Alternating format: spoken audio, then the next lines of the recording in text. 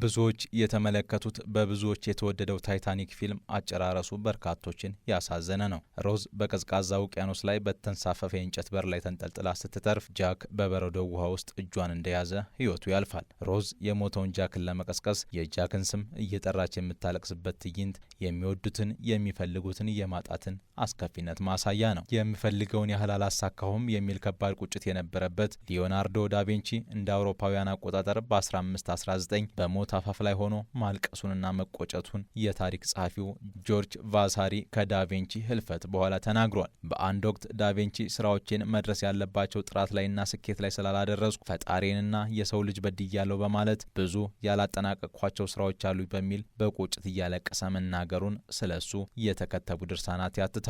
ከምንጊዜም የእግር ኳስ ኮከቦች መካከል አንዱ የሆነው ዲያጎ አርማንዶ ማራዶና በ1990 የዓለም ዋንጫ ፍጻሜ በጀርመን ተሸንፈው ዋንጫውን ሲያጡ ሜዳ ውስጥ ሲያለቅስ ተስተውሏል። በተለይ ለፍጻሜ ለማለፍ በአርጀንቲና የተሸነፉ ያዘጋጁ ሀገር ጣሊያን ደጋፊዎች በአርጀንቲና ላይ ሲያፌዙ ማራዶናም ሲያነባ ታይቷል። በአንድ ወቅት በክለብ የሚፈጥረውን ተጽዕኖ በብሔራዊ ቡድን መድገም ያልቻለ ደካማ ተደርጎ ይቆጠር ነበር። በርካታ ትችቶች፣ በርካታ የፍጻሜ ጨዋታዎችን መሸነፍ፣ ተስፋ መቁረጥ፣ ያለ ጊዜው ራስን ከብሔራዊ ቡድን እስከ ማግለል ያሉ ስቃዮችን አሳልፈዋል። የወቅቱ የዓለም ሻምፒዮን ሊዮኔል አንድሬስ ሜሲ በርካታ ትካዜዎች፣ ብዙ ተስፋ መቁረጦች፣ የሚፈልጉትን ማጣት ሜሲን እንደ ታይታኒኳ ሮዝ አስለቅሶታል። እንደ ማራዶና አላስደሰተንም ለሚሉት የሀገሩ ሕዝቦች እንደ ዳቪንቺ የሚጠበቅብኝን አልሆንኩላቸውም፣ የሚፈልጉትን ማድረግ አልቻልኩም ብሎ ደካማነቱ እንዲጎላ አድርገውታል። በወቅቱ ከባርሴሎና ጋር ሁሉንም ዋንጫዎችን ጠራርጎ ያጣጣመው በግል ያሳካቸውን የባሎንዶር ሽልማቶች ለማሳየት ሁለት እጆቹንም ለመጠቀም የሚገደደው ሜሲ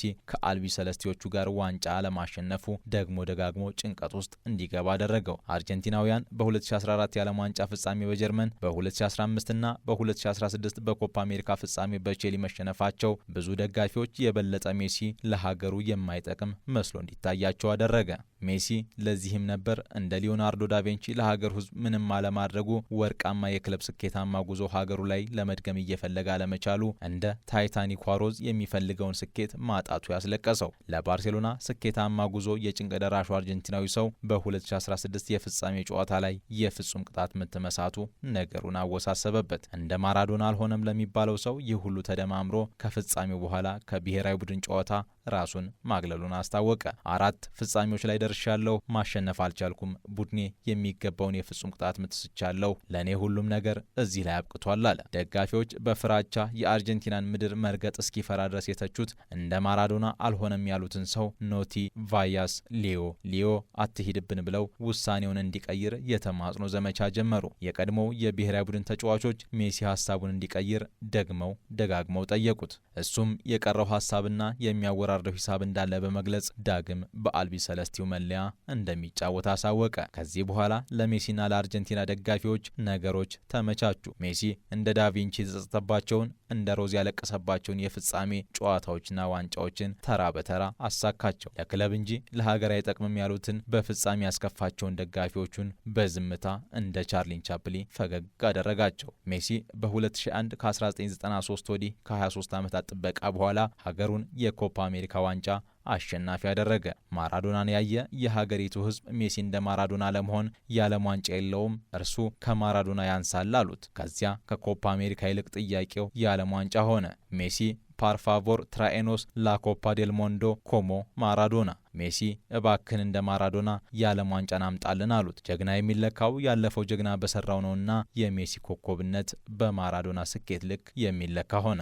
ከ2014 የማራካኛ የፍጻሜ የጀርመን ጨዋታ ሽንፈት መልስ በ2018 ካልተሳካ የዓለም ዋንጫ ውድድር ማግስት ትልቅ ተስፋ የጣለበት ውድድር የኳታር የዓለም ዋንጫ ሆነ።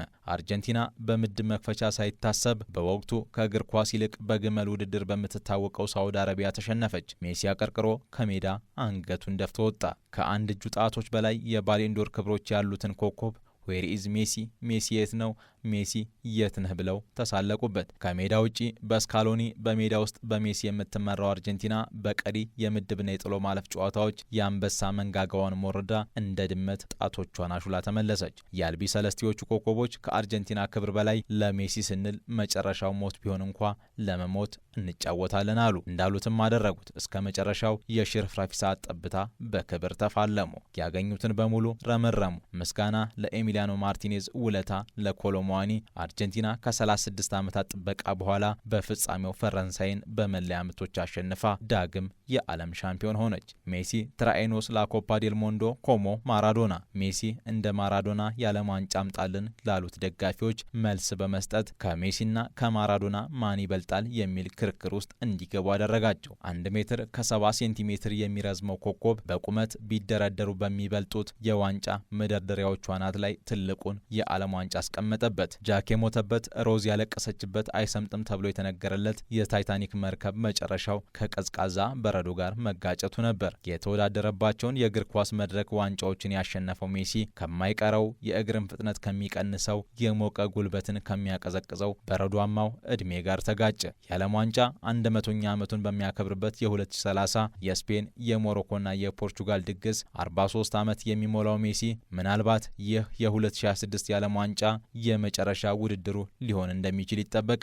ያ የሚሆን ከሆነ ሜሲ 2 የዓለም ዋንጫዎችን ለማሸነፍ 4 የዓለም ዋንጫ አሸናፊነት ኮከብ ያለበትን የአልቢ ሰለስቲዎቹን መለያ ለመጪው ትውልድ ለማድረስ የመጨረሻ የሚመስለውን የዓለም ዋንጫ ጉዞ ዛሬ ይጀምራል። ኤልኬኖ ሳልታኖ ኤስ ዴ አርጀንቲና። በዚህ ቀን የማይዘል አርጀንቲናዊና የአርጀንቲና ደጋፊ አይደለም።